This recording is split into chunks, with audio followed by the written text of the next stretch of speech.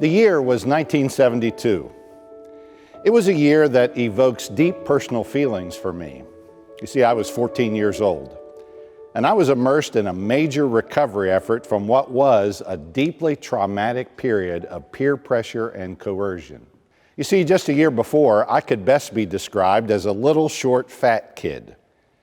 Between my 8th and 9th grade year, I went from 5'5" and 185 pounds to 6 feet tall and 145 pounds. Before that explosion of growth took place, I faced a daily barrage of abuse and ridicule that nearly evaporated every ounce of spirit I had within me. I literally had no confidence.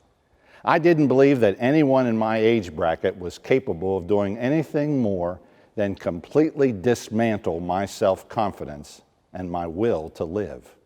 In 1972, my parents made the bold move to send me to church camp. I'll never forget being dropped off at a place where I literally knew no one.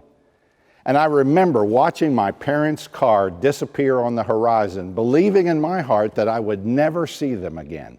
But a miraculous thing took place that week. Over the course of just a few days, I began to experience something that was, in my context, completely unbelievable.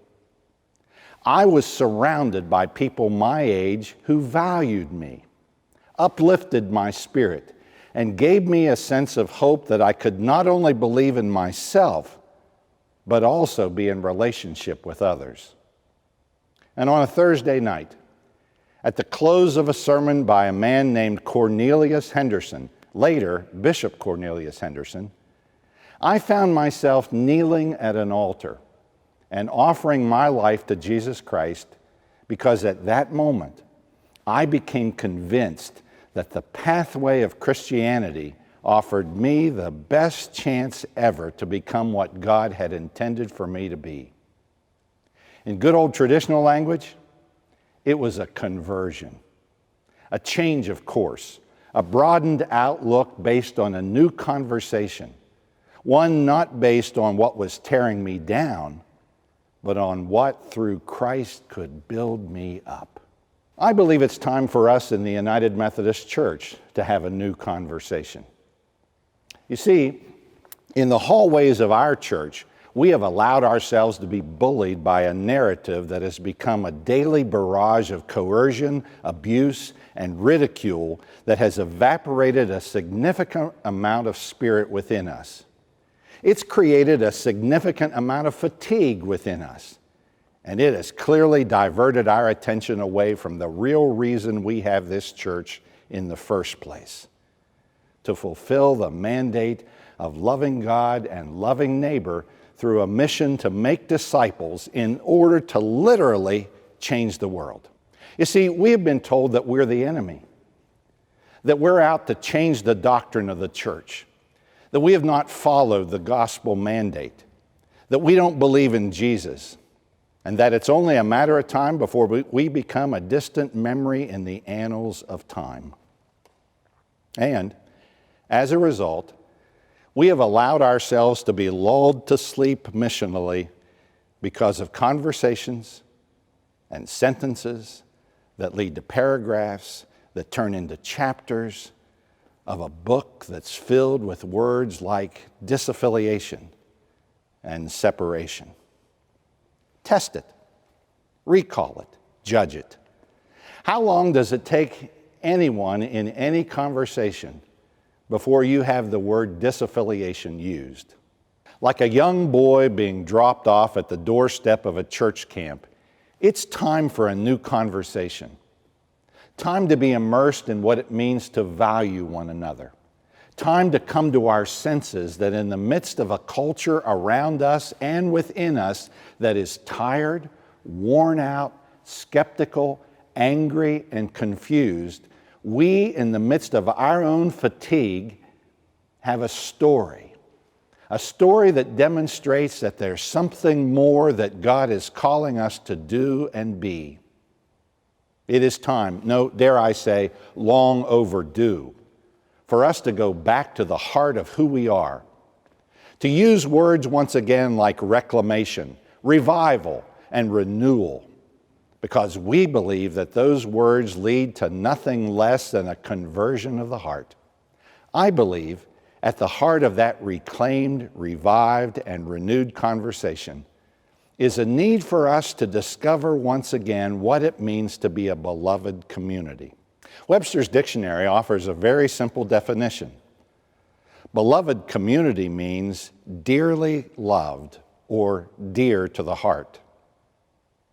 I invite you to keep yourself focused for a few minutes on that simple yet very profound definition, dearly loved or dear to the heart. The phrase or idea of beloved community was first used in the late 19th and early 20th century by the philosopher-theologian Josiah Royce as a part of his founding of the Fellowship of Reconciliation. It was then popularized by Reverend Dr. Martin Luther King Jr. during the height of the Civil Rights Movement. As I researched this term further, I discovered that there were 5 defining characteristics of a beloved community. 1, a shared desire to be peaceful, happy, and safe. 2, a recognition that while conflict still exists, it is resolved peacefully, non-violently, and without hostility, ill will, or resentment. 3, in the beloved community, there is a recognition of the inherent worth and value of all people, animals, and ecosystems. 4, a beloved community is motivated by unconditional and all-inclusive kindness, compassion, and love for all of life. To that end, a beloved community works cooperatively to peacefully end hunger, prejudice, poverty, homelessness, environmental destruction, and violence and injustice of all kinds. And fifthly, in a beloved community, the means we use to create change are just as kind and compassionate as the ends we seek. And after I did my research on this concept of beloved community, I began to overlay these concepts over the current landscape of our country and our church. Environments where debates are angry, words are toxic, and the future seems so uncertain. But rather than bemoan our current condition, my sensibilities kicked in and I began to sense the opportunity to seriously reflect on how we create such a posture for living even in the midst of our current context. Not waiting for the conditions to be optimal to do so, but seizing control of the narrative that has spun out of control and beginning once more to inject hopefulness, vision, and faith into the sentences of our conversations. It's not so very hard to realize that this coercive dynamic in our church is one that's driven in part by the very same attitude in our culture. A few months ago, I was really blessed to share a meal with a dear friend.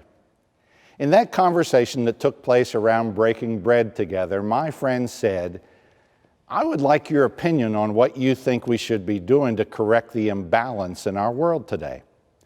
You see, he said, the real problem is that we've stopped talking with one another and instead are only talking at one another. I couldn't agree more.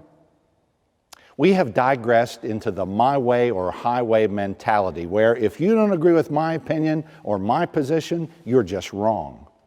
These very same polarizing attitudes and cultural shifts have found their way right in the midst of our beloved church. Sadly, the decline of our church has been a result of a de-emphasis on our evangelistic mission to make disciples of Jesus Christ for the transformation of the world, and an overemphasis on the inevitable polarization caused by trying to determine whether you're a traditionalist, a centrist, or a progressive. Rather than celebrating diversity as a gift, we have placed one another in silos of prejudged categories that set us all up to fail instead of embracing the time-honored spirit of connectionalism, a spirit that once proudly said, "We are stronger together than we are apart." And so, before we've known what's happened to us, Our church looks more like the culture than the culture looks like the church. And as a result, we look like anything but a beloved community. Our church is immersed in a period that is not unprecedented in our church's history, but it is a period of time that is unprecedented in our lifetimes. Our work is consumed with disaffiliation, separation, COVID fallout, declining sustainability, and growing irrelevance. The entrepreneurial spirit that led the early Methodist circuit riders to the edge of the frontier has been replaced with a preservationist mentality that worships the padded pews and the stained glass windows of our churches more than the God for whom those things were created. Our church is splintering, with certain congregations and leaders choosing to exercise a temporary disciplinary provision to disaffiliate and go either independent or to a newly emerging organization that values separation more than connection. The spirit is toxic. The attitude is confrontational. The method of invitation is filled with coercion and accusation. Words being spoken are vitriolic, mean-spirited, and often filled with falsehoods designed to make the other side appear to be the enemy, the problem, and the reason behind the everything that is wrong with the church today. All of this has led me to ask at times, why would anyone want to associate with this kind of behavior? And yet, people do. Because for some very odd reason, it feels comfortable, even good, because it's reflective of the culture that's emerged around us. And like an impressionable young child, even a 14-year-old boy, we have come to believe that this is the norm rather than the gospel message of love of God and neighbor, or the theology that we've professed that calls us to embrace the core values of grace, peace, and forgiveness. And as a result, this is anything but the values embraced when one becomes a beloved community. I'm a collector of old books of discipline. Now, some would call this a rather sick behavior, especially given the recent ineffectiveness of the gatherings that create that book. Still, in my work as a bishop, other than the Bible, it is the book that I'm expected to know the most about. And this is what it looks like.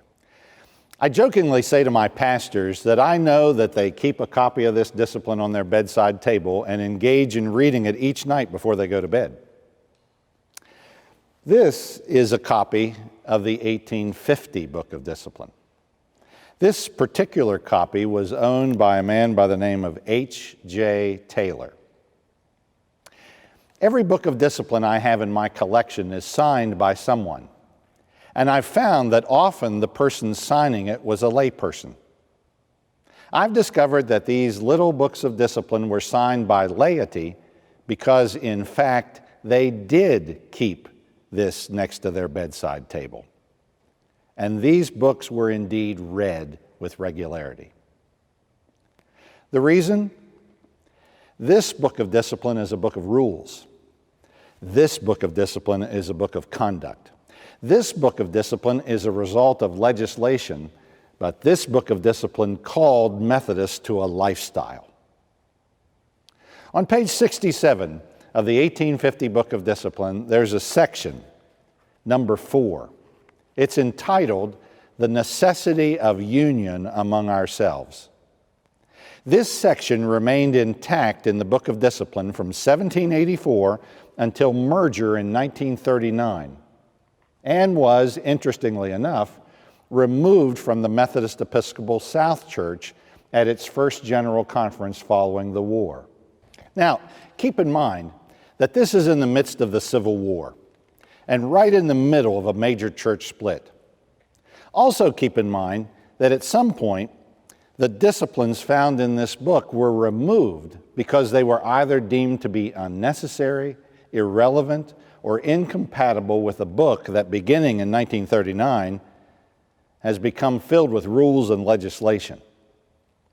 But right in the middle of chaos, uncertainty, and conflict, the Methodist Book of Discipline has a section entitled The Necessity of Union Among Ourselves. Listen to what it says. Let us be deeply sensible, from what we have known, of the evil of a division in principle, spirit, or practice, and the dreadful consequences to ourselves and others. If we are united, what can stand before us? If we divide, we shall destroy ourselves, the work of God, and the souls of our people. Question: what can be done in order to achieve a closer union with each other? Answer: number one, let us be deeply convinced of the absolute necessity of it. 2, pray earnestly for and speak freely to each other. 3, when we meet, let us never depart without prayer. 4, take great care not to despise each other's gifts. 5, never speak lightly of each other. 6, let us defend each other's character in everything so far as is consistent with the truth. 7, labor in honor, each to prefer the other before himself. And number 8, we recommend a serious perusal of the book, The Causes, Evils, and Cures of Heart and Church Division, written by Francis Asbury. There it is, right in the middle of a book of discipline, the essence of what it means to be in love and charity with one another. The call is to be sensible, aware of the evil around us and the consequences of it. The reality stated is simple yet profound. If we are united, we are strong. But if we're divided, we will destroy ourselves, kill the work of God we've been called to, and do irreparable harm to vulnerable souls. This little book of discipline, in very simple form, gives some very strong words of direction. Convince yourself of the absolute need for unity. Pray for one another. Talk to, not at one another. Pray before you leave. Do not despise one another. Do not speak lightly of one another. Defend one another's character. Work hard so that you value someone else before yourself. The theme around how to find unity among ourselves is simple. You've got to love your neighbor. It's all about honoring gifts, valuing relationship, seeing the good in one another, and seeking God's presence to remind you of it when you stray away. It's why this same little book admonishes preachers in a section about how they are to conduct themselves, that the primary function of a preacher is to do nothing but save souls. It's about someone else. It's always about someone else. Doesn't that sound like the components of the beloved community? A shared desire to be peaceful, happy, and safe. Conflict resolved peacefully without ill will or resentment. We are motivated by kindness, compassion, and love for all. Are these not the foundations upon which reclamation, renewal, and revival of our church must take place? Is this not the basis of a conversion of word, emphasis, and passion that is so desperately needed within our beloved United Methodist Church? And could it be we, the leaders of this thing that was once joyfully described as a movement, could it be that we're called to lead the way into this reclaimed posture of beloved community? Peace isn't something that just appears. It has to be a desire. Happiness seems so far gone, but it only can be revived when we find joy in one another. You see, as United Methodists, our book of discipline, the current one, has become a rule book of laws and legislation rather than a book about the discipline needed to maintain the Spirit of Christ within and the mission to serve Christ throughout. You cannot legislate kindness or gentleness or love, but you can strive for it. You can hold one another accountable to it, and you can work hard not to be detracted from it. You see, relationship is not dependent upon agreement, but it is dependent upon the want to inside, a want to that clearly identifies that I'm stronger with you, that I'm more of the face of Jesus with you than I am without you. The question is, do you want to? So, how do we begin to focus once again on building a beloved community? My answer is not unlike what Cornelius Henderson said to a battered 14-year-old longing for a sense of purpose and belonging. It begins right here in your heart.